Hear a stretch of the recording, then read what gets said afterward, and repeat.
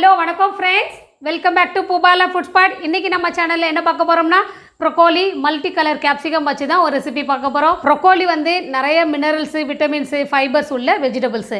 Heart டிசீஸ்க்கு ரொம்ப அருமையான காய்கறி இது. காய்கறிகளை வந்து அதிக வேக வைக்காமல் ஓரளவு 70% வேக வச்சு சாப்பிடுங்க. அப்போ தான் அதனோட சத்து முழுமையாக கிடைக்கும். நம்ம வீடியோ போகிறதுக்கு முன்னாடி என்னோட சேனலை சப்ஸ்கிரைப் பண்ணலைன்னா சப்ஸ்கிரைப் பண்ணிடுங்க.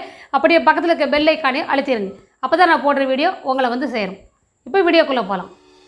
முதல்ல கேப்சிகம் பார்க்கலாம். Red, yellow, green, next onion.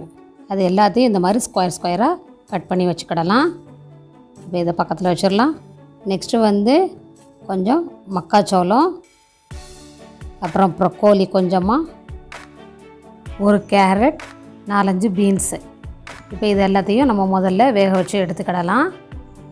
அதுக்கு ஒரு பவுலில் ஒரு கிளாஸ் தண்ணியை சூடு பண்ணியிருக்கேன். இதில் நம்ம ஃபஸ்ட்டு மக்காச்சோளத்தை ஆட் பண்ணிக்கிடுவோம். இந்த மக்காச்சோளத்துக்கு பதில் பேபிகார்ன் இருந்தால் சேர்த்துக்கோங்க. எனக்கு அது கிடைக்காதனால இதை ஆட் பண்ணியிருக்கேன். இப்போ ப்ரொக்கோலி ஆட் பண்ணிக்கலாம்.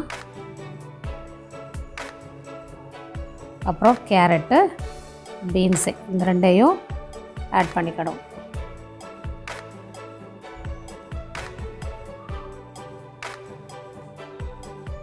இந்த வெஜிடபிளுக்கு தேவையான உப்பு கொஞ்சமாக சேர்த்துக்கிடுவோம். லைட்டாக சேர்த்துக்கோங்க. வெஜிடபிள்ஸ் வந்து அதிகமாக வேக வைக்க வேண்டாம். ஒரு 5 மினிட்ஸ் வெந்தால் போதும். இது நல்லா கொதித்த உடனே 2 நிமிஷத்தில் ஆஃப் பண்ணிடலாம்.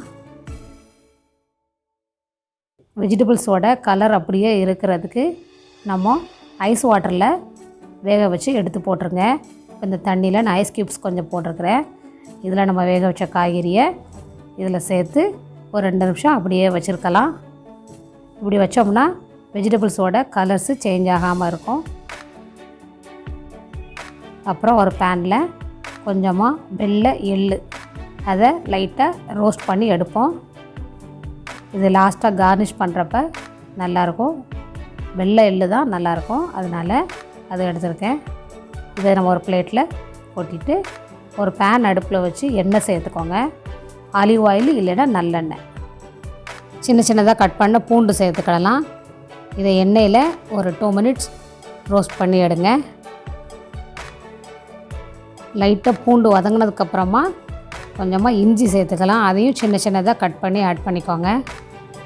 அப்புறம் பச்சை மிளகாய், அது ஒரு 2, அதையும் சின்ன சின்னதாக கட் பண்ணி சேர்த்துக்கலாம்.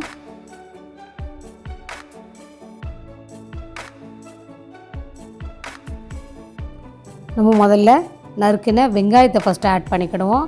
இந்த வெங்காயம் ஃபஸ்ட்டு சேர்த்து ஒரு 2 நிமிஷம் வதக்கினதுக்கப்புறமா அடுத்த வெஜிடபிள்ஸை நம்ம ஆட் பண்ணலாம். ஓரளவுக்கு வெங்காயம் வதங்கிருச்சு. இப்போ கேப்சிகம் 1 by 1 ஆட் பண்ணிக்கலாம். Yellow colour, red colour and green colour capsicum. இதுவும் லைட்டாக வதக்கிக்கிடலாம். ரொம்ப நேரம் வதக்காதீங்க. இது சாப்பிட்றப்ப நறுக்குன்னு நல்லாயிருக்கும். அதுக்கப்புறமா நம்ம மிளகு, வெள்ளை மிளகு 1 டீஸ்பூன், அதை பவுட்ரு பண்ணி ஃப்ரெஷ்ஷாக ஆட் பண்ணிக்கலாம். இந்த வெஜிடபிளுக்கு தேவையான உப்பு ஆட் பண்ணிக்கலாம்.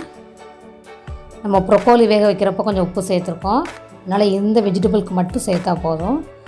இது ஓரளவு வதங்கிருச்சு. இப்போ நம்ம பாயில் பண்ண வெஜிடபிள்ஸையும் ஆட் பண்ணி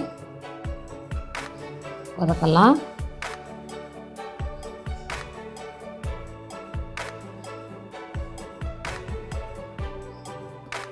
இதை ஒரு 1 மினிட்டு நல்லா வதக்கிட்டு நம்ம இதில் கொஞ்சோண்டு சோயா சாஸ் 1 ஸ்பூன் அளவு சேர்த்துக்கோங்க. Next chilli sauce, green chilli sauce add பண்ணுங்கள். ரெட் சில்லினா கலர் சேஞ்ச் பண்ணிடும், அதனால் க்ரீன் சில்லி சாஸ் ஆட் பண்ணிக்கலாம். லாஸ்ட்டாக கொஞ்சமாக வினிகர் ஆட் பண்ணிக்கலாம். இதுக்கு பதில் லெமன் ஜூஸ் இருந்தால் 1/2 லெமன் சேர்த்துக்கிடலாம். இது எல்லாத்தையும் 1 நிமிஷம் வதக்கிட்டு ஸ்டவ் ஆஃப் பண்ணிடலாம். நல்ல ஹெல்த்தியான ப்ரொக்கோலி ஸ்டிர் ஃப்ரை இறக்குற பக்குவத்துக்கு வந்துருச்சு. ஸ்டவ் ஆஃப் பண்ணிவிட்டு நம்ம பிளேட் சர்வ் பண்ணிடலாம்.